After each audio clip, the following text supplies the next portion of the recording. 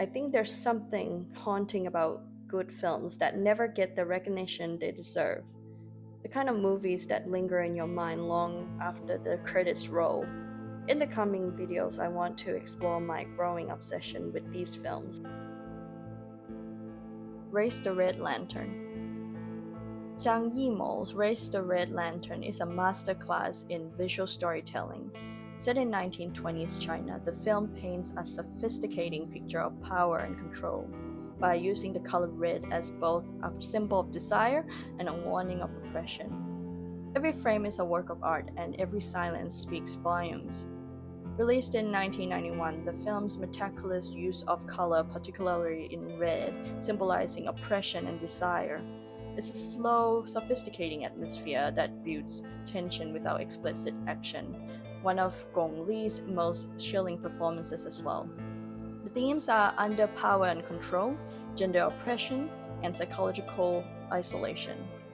It's really worth watching overall because it's a visually stunning film that explores a brutal hierarchy of concubines in 1920s in China. Each frame is meticulously composed, and Gong Li's performance is chillingly tragic. Zhang Yimou is also an amazing director, who I will surely be recommending more film from. Nocturnal Animals, directed by Tom Fitz and released in 2016. By the way, I actually didn't know that Tom Fitz made movies because he is mostly known for his influence in fashion. But this is an underrated story within a story, balancing real life with a fictional, brutal revenge novel. I love this film because it's so stylishly put together, accompanied with its eerie visuals and melancholic score. Michael Shannon plays the villain and produces an incredibly intense performance. I can't explain just how terrifying he is in this film. Tom Ford may be known for his style, but Nocturnal Animals is pure, devastating substance. A brutal revenge story hidden within a love letter to heartbreak. This film bends reality and fiction until they bleed together. The themes, if you want to explore a film that looks at revenge, regret, lost love, and trauma, this one is just for you. It's worth watching because it's a haunting psychological thriller that intertwines reality with a disturbing fictional novel. Not to mention the beautiful cinematography was just right. Ran, a Shakespearean tragedy set in feudal Japan. Kurosawa's Ran is King Lear through the eyes of a samurai, a story of pride and destruction played out on an epic scale. The battle sequences are jaw dropping, but it's the quiet moments of human fragility that make this film unforgettable. Kurosawa's genius use of color composition and large-scale battle scenes make this one of the most visually breathtaking epics ever filmed. It's worth watching overall because of the massive opera-like battle sequences. They are so chaotic, yet they come together so beautifully. The film, like the play by Shakespeare, is the meditation of the meaninglessness of power in the face of fate. It looks at the theme of chaos, legacy, betrayal, and the fall of power. I like Ran because it strips war of its heroism, leaving only chaos, suffering, and the indifferent winds that scatter the ashes of empires. In the end, Ran is less about kings and more about the abyss that awaits them. Carandiru. Based on real events, this Brazilian drama offers a raw, unfiltered look at life inside Sao Paulo's infamous Carandiru prison. In this prison, over 7,000 inmates live in a fragile, self governed ecosystem, bound by their own moral codes. Yet, this is a prison film without judgment, a crime story without villains, a tragedy brimming with life. Carandiru is harrowing, but deeply human. We get to see the themes of prison life, injustice, survival, and human resilience. It's worth watching because it's really based on the real events.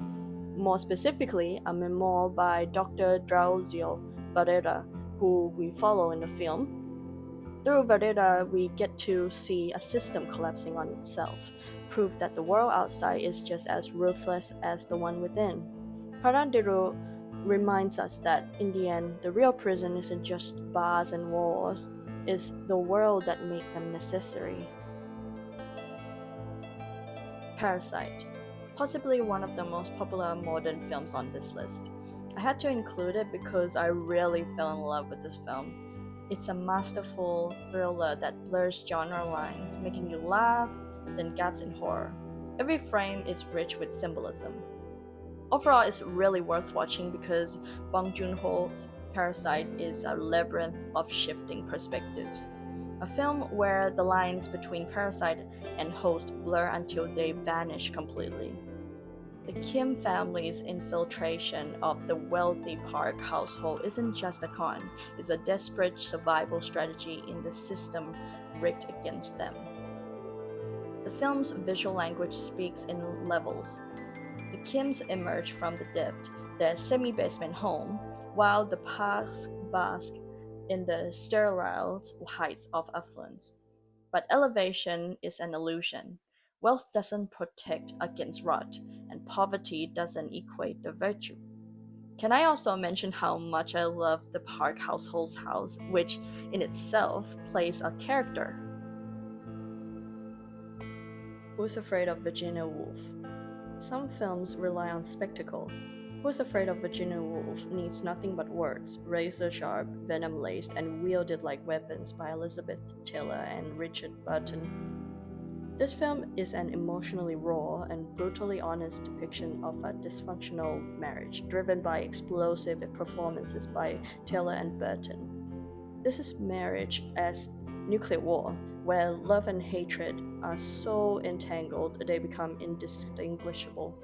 Every insult, every cruel revelation peels back another layer of self deception. It covers the theme of marriage, which right now isn't doing so great in our modern times. It's also about illusion versus reality and psychological warfare within romantic relationships. I think it's worth watching because the film isn't just about a collapsing relationship, it's about the lies people tell themselves to endure life. Beneath the scorched earth arguments lies a tragic tenderness. Two people who know each other too well to ever leave, but too wounded to coexist peacefully. The real horror? The possibility that some illusions are necessary for survival. Fun fact: Elizabeth Taylor and Richard Burton, our co stars in this film, were actually married twice, and yes, they divorced twice. Perhaps that's why the raw emotion, abuse, and pain felt so real. Or they're just amazing actors, you tell me. Burning. A slow burning, no pun intended, is a psychological mystery with ambiguous storytelling and a mesmerizing performance by Stephen Yeun. Director Lee Chang-dong's Burning unfolds like a cigarette slowly smoldering in the dark, quiet, hypnotic, and dangerous. On the surface, it's a missing person mystery.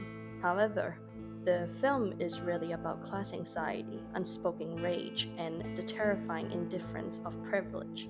The theme is about class, isolation, mystery, and existentialism. It's really worth watching because what we think really happened by the end of the film is a reflection of ourselves, perhaps of where we are in our lives, what we have and don't have. That is to say, Jung-soo, our aimless protagonist, exists on the margins, while Ben, the enigmatic rich man, glides through life untouched, invincible.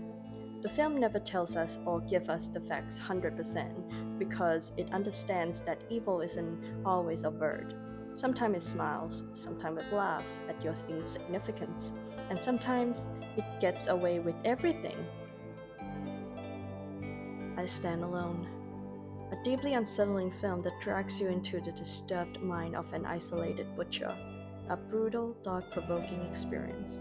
We follow our butcher who is trapped in a life of disappointment, bitterness, and blind rage, spiral into the kind of nihilism that feels both horrifying and inevitable.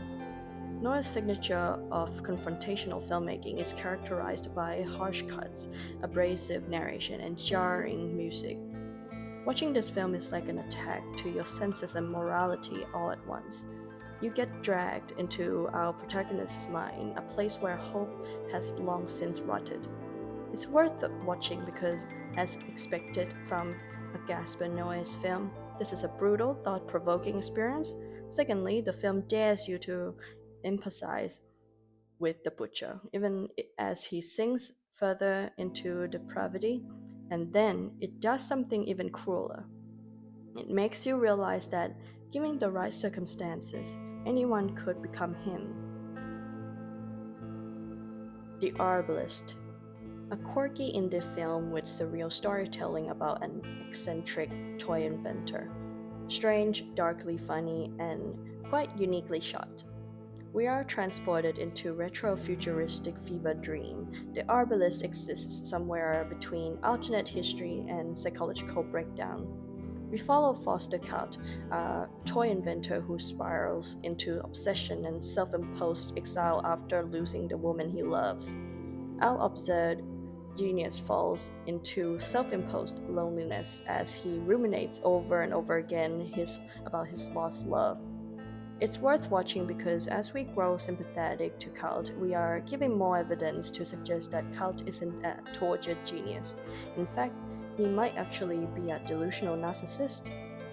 Cult rewrites his own legacy while slowly unraveling.